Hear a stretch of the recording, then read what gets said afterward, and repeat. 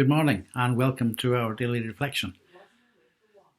The world that we live in today is harsh, cold and hard, especially when it comes to the needs of those who are struggling, whether financially or from any other reason. For the orphans and widows created through war, disease or famine especially, how do we respond or react to the events that have created these desperate situations? To respond with compassion goes a very long way in defining who we are, especially when that compassion is coupled with empathy. Do we totally ignore things as they might have nothing to do with us? Do we comfort ourselves with the belief that it's someone else's problem, let them deal with it? Or do we respond with compassion? One of today's set readings makes it pretty clear where our priorities should be.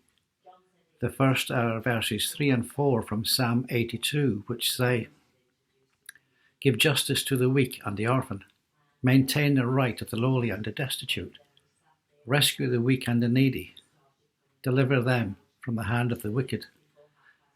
These words are virtually repeated in the New Testament letter from James, which says, "Anyone who sets himself up as religious by talking a good game is self-deceived.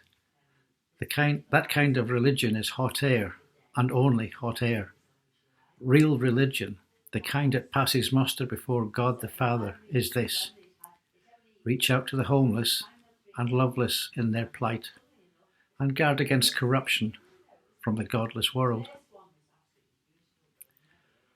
Often the response, if not to totally ignore altogether, is, what possible difference can I make?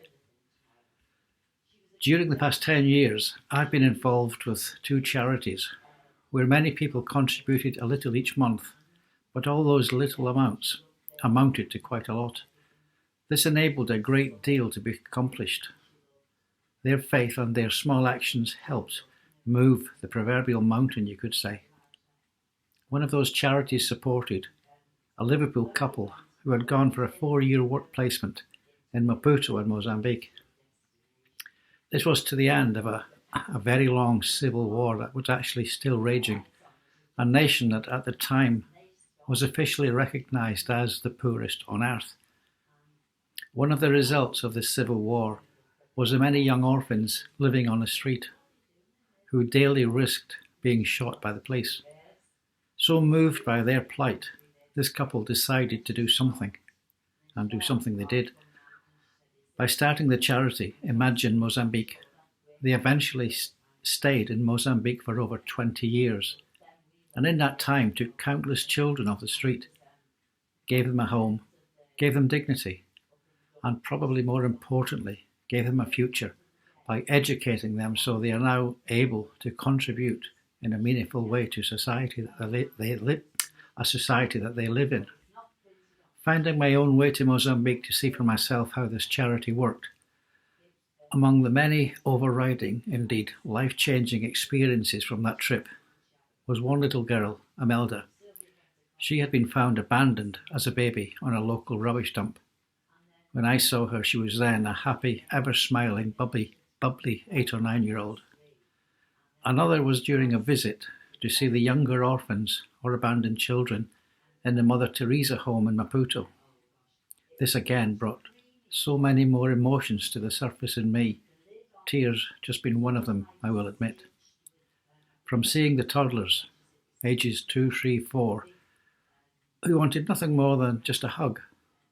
Although feeling fearful, conspicuous even as we might be in this country today with being with young children. But none of that mattered, as they all ran up to us, reaching up with eyes like saucers. They were well cared for, had clean clothes and regular meals, yet all they wanted was a hug. Having to sit down, I had one on each arm and one on each knee. I remember looking at the others that came with me that day, relieved that not only they all had armfuls of toddlers, but they too had tears in their eyes, tears of, I suppose, happiness. We all have compassion, but what do we do with it? Little Imelda, among so many others, was helped by myself, along with so many others, contributing what amounted to no more than a cost of a few pints of beer or a few lattes each week. To quote Joe Williams, who, with his wife Lorraine, who started the charity, when explaining how he coped with suffering that was beyond people's comprehension, he said, "The smallest kind deed can change the world, and that if we give of ourselves, then all is possible." So let me finish with the first lines of a hymn as a prayer. Brother, sister, let me serve you. Let me be as Christ to you. Pray that I may have the grace to let you be my servant too.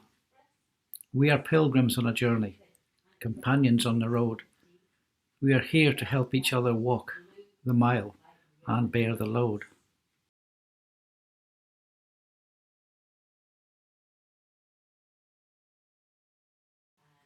Amen. And finally, with the words of Joe Williams, words that summed up his extraordinary life, words that show what can be done, what we too can achieve if only we believe we can make a difference. Imagine is the foundation of God's thought, for that which is first imagined later becomes. So whatever you do today for the rest of this week, be careful, be safe, and if you can, keep smiling. Bye for now.